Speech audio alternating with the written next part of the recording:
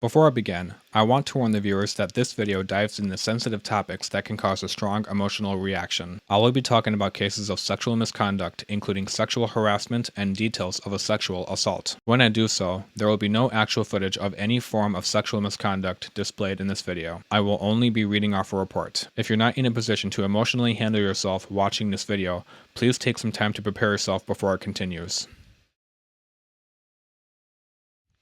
On July 26, 2018, The Washington Post published an article that publicized numerous allegations of sexual misconduct towards leading musicians in the classical music industry. This included Daniel Gatti, Bernard Uzan, William Florescu, and William Purcell, the concertmaster of the Cleveland Orchestra. Following the news regarding the allegations made against William Purcell, the Cleveland Orchestra immediately suspended him. The board of the orchestra formed a special committee which hired Debevoise and Plimpton, a top-notch law firm from New York City, to conduct an independent investigation into the allegations of sexual misconduct committed by Purcell. The orchestra's management also assisted with the investigation by sending a notice to all members of the organization, including youth orchestra alumni, to contact Debevoise regarding any information anyone had regarding allegations of sexual misconduct committed by Purcell or anyone. During the investigation into Purcell, Debevoise also learned that Massimo LaRosa, the principal trombonist, had also engaged in sexual misconduct. The orchestra suspended him on September 15th, and the management sent a notice to everyone to send information to Debevoise, who had knowledge of allegations of misconduct against Massimo LaRosa. About a month later, on October 16th, the Cleveland Institute of Music suspended Massimo LaRosa pending the outcome of their own internal investigation into LaRosa.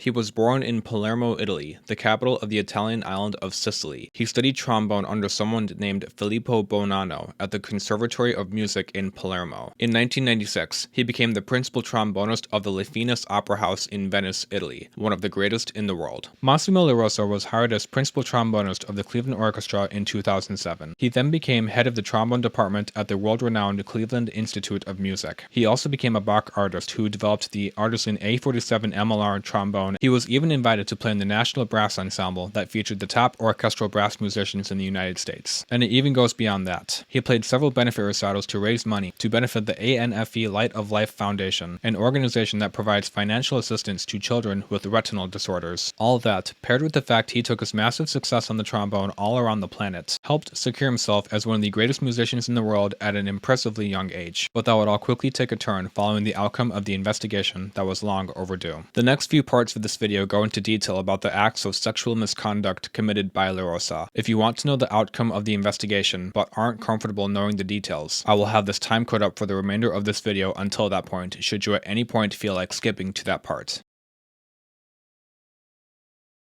Following the conclusion of the investigation, Debevoise released a final report on October 23rd. It reads, Debevoise finds that LaRosa engaged in multiple acts of sexual misconduct and sexually harassing behavior during his tenure with the orchestra with students at multiple institutions and one orchestra colleague. The evidence shows that both men used their positions of prominence in the orchestra to entice women into situations in which Purcell and LaRosa engaged in sexual misconduct. And then, Purcell and LaRosa relied on that imbalance of power to ensure that those women remained silent. Debevoise learned that LaRosa regularly exploited his position and authority as an instructor and senior member of the orchestra to touch female students without their permission in a manner that the woman described as sexualized and uncomfortable. These incidents often occurred in a student's first or second lesson with LaRosa. Despite the fact that LaRosa characterized his conduct as a pedagogical technique, multiple sources told Debevoise that LaRosa did not engage in the same behaviors with male students. During one-on-one lessons, LaRosa often told female students that they were, quote, tense, instructed them to lie on the floor, and then touched them inappropriately both over and under their clothes under the guise of instructing them in breathing exercises. He also partially removed students' clothing or his own clothing during lessons. Debevoise received one report that LaRosa inappropriately kissed a student during a lesson, and one report that he engaged in aggressive, unwanted sexual contact with a female colleague. While we are not listing here every aspect of these allegations, these women gave detailed and consistent accounts. In addition, the similarities in their reports reflect a pattern of behavior by LaRosa and lend credibility to their allegations.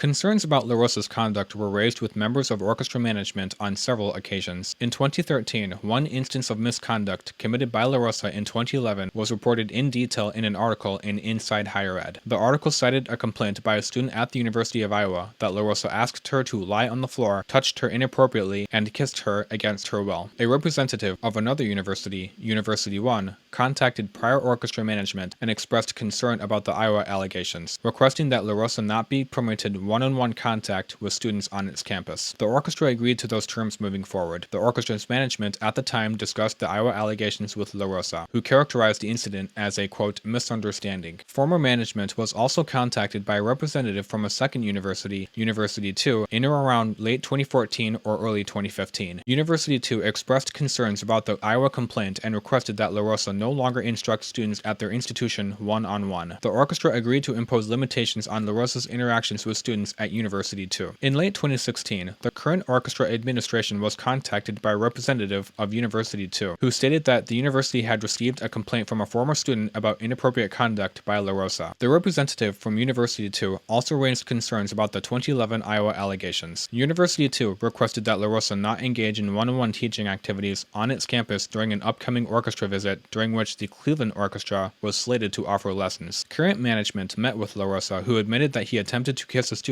during a 2011 lesson at the University of Iowa and that his behavior was inappropriate. LaRosa denied that he had engaged in any inappropriate conduct at University 2 or on any other occasion. Debevoise did not uncover any evidence that current management was aware of the earlier requests from Universities 1 and 2 that the orchestra limit LaRosa's interactions with students, which were not documented by prior management. Current management documented the meeting with LaRosa about University 2's concerns in 2016 and also attempted to investigate the incident at University 2. However, University 2 informed the orchestra that the former student who reported the incident wished to remain anonymous and preferred not to make a formal complaint. The orchestra consulted counsel on the issue and concluded that since the orchestra was unable to investigate the allegations, the orchestra would instead reach an agreement with University 2 that LaRosa could participate in teaching activities but could not conduct private lessons. Orchestra management also issued a warning to LaRosa that inappropriate behavior with students would not be tolerated and informed him that if any additional information surfaced to contradict his denial that he engaged in misconduct at University 2 or his characterization of the Iowa incident, LaRosa would be afforded zero tolerance. In early 2017, members of current management were contacted by a representative of the administration at the University of Iowa and informed that LaRosa was not allowed on the Iowa campus as a result of the 2011 incident. Debevoise did not uncover any evidence that current management was previously aware of that fact.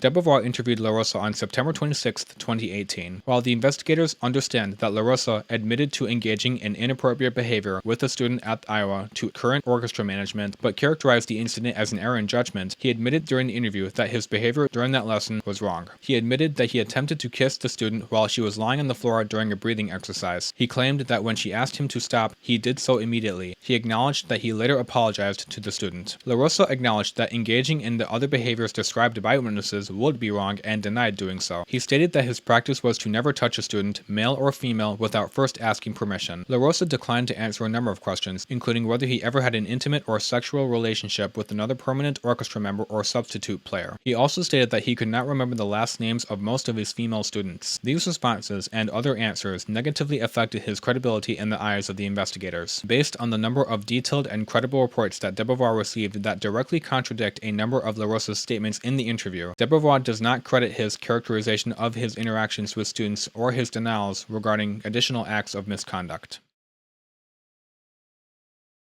To summarize the conclusion of the report regarding LaRosa, Debevoise found that he engaged in 7 instances of sexual misconduct. Debevoise also determined that former orchestra management and board leadership should have done more to investigate the reports of sexual misconduct by LaRosa. The orchestra has since taken measures to prevent this from ever happening again. One of the last paragraphs of the report reads, "The orchestra has cooperated throughout this process. The orchestra has also revised its anti-harassment policy to make clear that all forms and gradations of sexual misconduct and sexual harassing behavior are prohibited, and adopted ethical principles that delineate standards of personal and professional integrity to which all persons associated with the orchestra must adhere. Additionally, the orchestra has instituted a confidential hotline operated by an independent party to enable individuals to anonymously report acts of misconduct or violations of policy. The board has adopted a policy going forward that all reports of misconduct received by trustees must be referred to board leadership for investigation." On October 24th, the day after the report was released, the Cleveland Orchestra fired Massimo LaRosa and William Purcell. A day later, on the 25th, LaRosa resigned from the Cleveland Institute of Music before their internal investigation concluded. Massimo LaRosa was now out of a job for the first time in 22 years. At some point in time, Bach severed their relationship with LaRosa and rebranded the same exact Artisan A47 MLR trombone and called it the Artisan 47BO. I could not find any official word from the International Trombone Association regarding their decision on Massimo LaRosa, so I can't say for sure whether he is banned from them or not. Odds are very likely that he is, so I would not expect to see him at any international trombone festival ever again. It's also safe to say you also won't be seeing him anywhere in the United States ever again. After getting fired from the Cleveland Orchestra, his social media presence went dead silent for about a year. Following that, he has since resurfaced in the trombone world in Europe, where he's done a few concerts and masterclasses. He has also uploaded to his YouTube channel a handful of times. To this day, he continues to post on his personal Facebook profile, which garners tons of support from his large fan base, including many trombonists around the world. Most recently, he took a teaching job at the Conservatory of Music in Cosenza, a large town located in the south of Italy.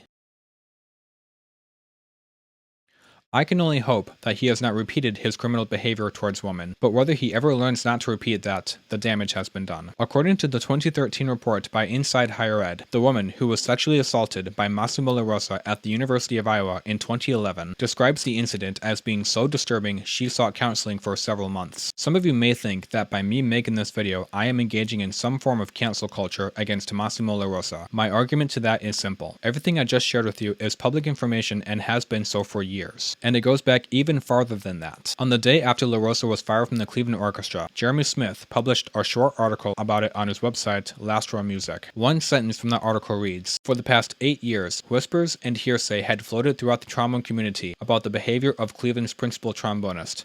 Like I said before, none of this information is new." But what do you think? Is Massimo LaRosa deserving of any resurgence in the trombone world? I mean, it's not like anyone can just ban him from ever playing trombone again. Does he and his stellar trombone playing skills deserve any respect, despite his criminal past actions towards women? Regardless of what you think, know this. What he did happened. And if you don't believe any of it is true, take it from the man who twice openly admitted to kissing a trombone student. But to this day, as far as I can tell, he has not publicly said a word about his past actions towards women. No apology, no acknowledgement, no nothing. And even if he does apologize, no amount of remorse coming from him will ever repair the damage he's done to the woman he hurt emotionally. That's because while it only takes just one person to hurt another, it takes a village to support our survivors.